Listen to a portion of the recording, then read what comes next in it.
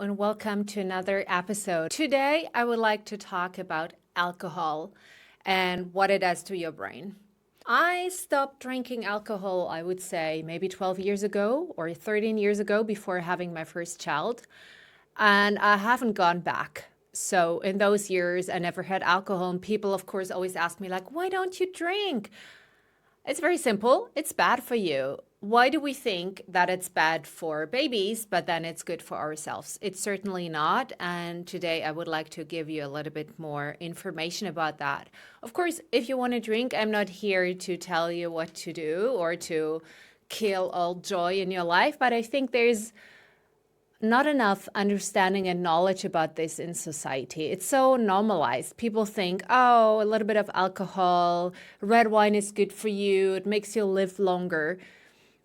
I would say those people who drink red wine probably live longer despite the alcohol, or maybe they do other things that are great for them, like having more social gatherings and a community and things like that. So it's not necessarily the alcohol that makes them live longer. So let's look at what it does to you, and then maybe this will make you change your mind about your own consumption. So why is it so popular? I think the first thing is that your brain thinks very short term, and this means that it will notice the immediate boost that you get from alcohol, because when you drink, your mood goes up because you have a serotonin release in your brain, so you feel better instantly. You feel a bit low, you drink, you feel better, and your brain notices that and says, oh, wow, having that glass of alcohol really boosted my mood. So, of course, we like that. It also relaxes us because there's a vasodilation, so your body relaxes. You get warmer, you feel relaxed. It sends a signal to your whole body that you're more relaxed. And I mean, who doesn't love that? So you get that feeling, I get a mood boost, I feel more relaxed. What's not to love about that, right? It also makes us more social. So I would say that's maybe the one positive aspect of alcohol, is that it brings people together who would normally maybe be too shy or not loosen up. So I can sure see how alcohol has a social function in society, that people usually are quite stiff and inhibited, and when the alcohol comes in, they loosen up, maybe sometimes a bit too much. But you get those impacts, the energy boost, because alcohol has a lot of calories. You get the mood boost through the serotonin. Your inhibition of your prefrontal cortex goes down, so you open up more easily socially. For example, there was a study that showed that when people were under the influence of alcohol, they learned languages better. Not necessarily in terms of memory, but they were more eager to try it and to actually speak in the foreign language because they didn't feel as self-conscious. And of course, as our brain always notices very much the short-term impact of everything, this means that your brain gets a positive boost from the alcohol and you think, oh, this is good for me. Let's do it again. But here's the thing. The short-term impact is great. I mean, it makes you feel pretty good. But long-term, it makes you feel worse. And we will get into those in just a second. And then, of course, in order to overcome this feeling worse, what do? You reach to a glass of wine again or something stronger to get your mood up again. Because if we now look at what happens more long-term when you drink, you will understand how your brain is actually creating the problems that alcohol is trying to fix. The problems that you're trying to fix with alcohol, like feeling stressed, not sleeping well, being in a low mood, all of this a glass of wine will fix. But actually, the glass of wine is what's causing these problems in the first place. So let's look at the long-term impact. First of all, alcohol will kill brain cells. So alcohol makes you lose brain volume. This has been shown again and again and again. So even if you just drink 1 glass of alcohol per week, let's say every Sunday you drink a glass of red wine, the impact on your cortex is noticeable. This means that no matter how much alcohol you drink, it will shrink your brain. There's nothing good about that, in case you were wondering, and especially in areas that we need for thinking, decision-making, learning, like the prefrontal cortex and the hippocampus. It will also weaken your gut microbiome.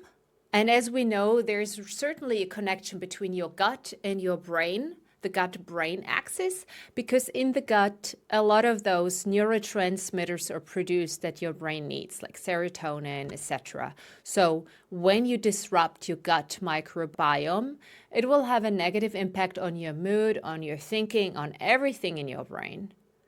So if you destroy your gut microbiome, you get a worse brain. It will kill your mood long term. It will also kill your immune system. So if you want to have a well-functioning brain, you better take care of your gut microbiome. You can do so by drinking kombucha, eating fermented yogurt, sauerkraut, that kind of stuff, kimchi.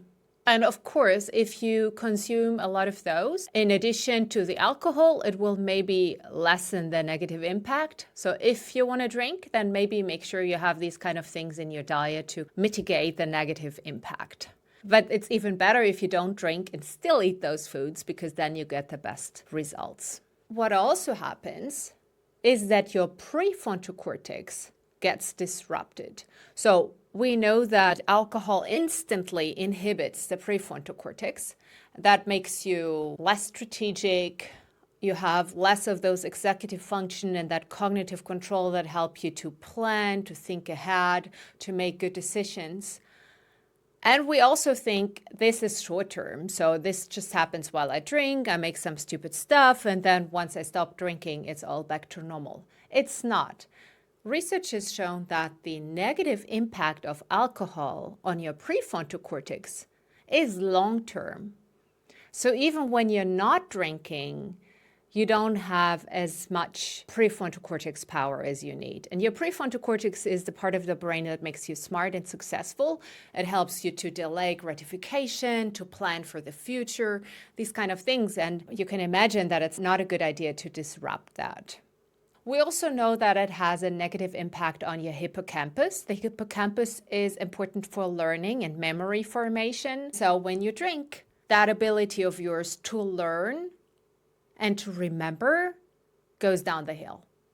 So it actually makes you worse at learning and changing and being mentally flexible, but probably you don't even notice. You're kind of like messing with your ability to form memories. And that's something we often just don't even notice, because how can you notice that you forgot something that you forgot?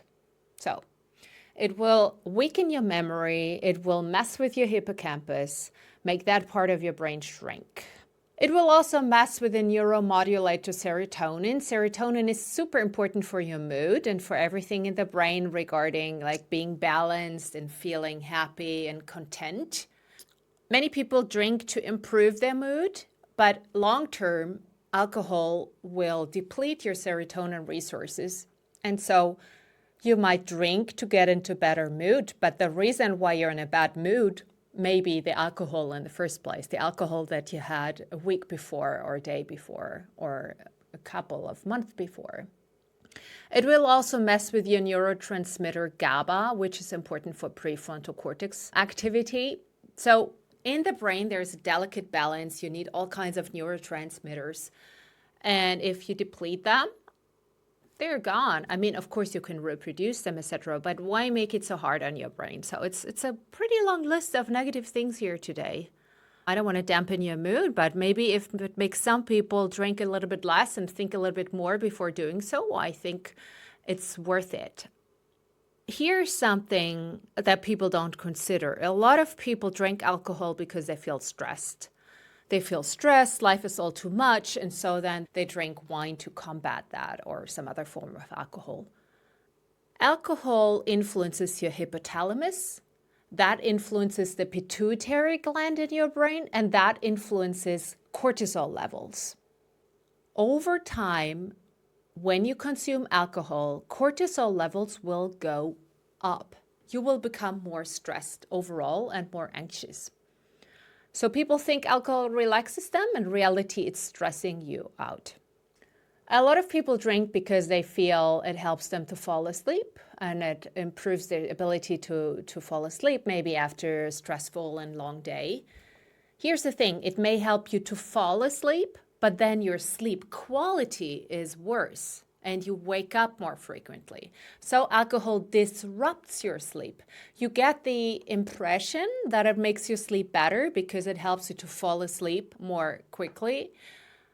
But then you're worse off overall. You wake up and you don't feel refreshed, you don't feel energized, you feel a bit hangover. It's also because sleep quality is bad. Maybe one more thing of my long list of negative things. Alcohol is a toxin. It creates a substance called acetaldehyde. It's a toxin. It can even cause cancer. Why would you want to have a toxin in your body?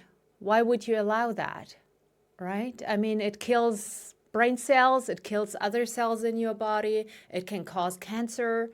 So it's just not a good idea. So maybe let's give you some tips on how you can combat some of those negative effects of alcohol.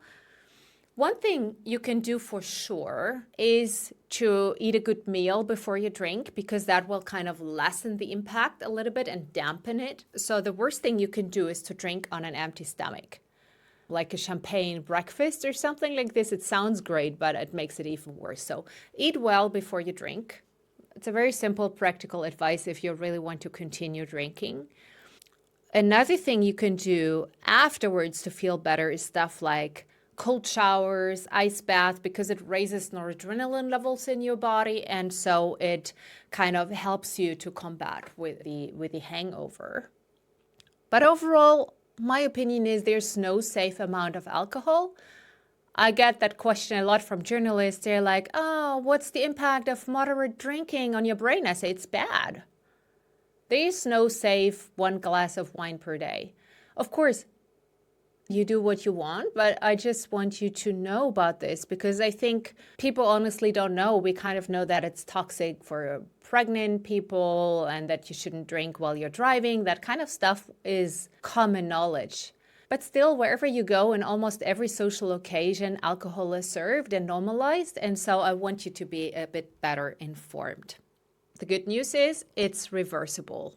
Maybe not if you've been a heavy drinker all your life. Some of that impact will remain. But usually if you stop drinking for, let's say, 2 to 6 months, the negative impact of the alcohol will reverse in your brain. So what I would recommend is to take a break and to see what happens and to see if it gradually makes you feel better, because you can regain your brain. The good thing is your brain is plastic. And so all the horrible things that I talked about today, you can reverse those. So you're not doomed. It's not like, oh, I already have been drinking, everything is doomed, my brain is horrible now. No, you can reverse that. You can start today and just, instead of having 2 glasses of wine, you can have 1, right? Instead of drinking every day, you can drink once a week. Instead of starting your day with a champagne breakfast, you can eat something else instead. So I think we should all know better. And I would love to hear from you what you think. See you next week.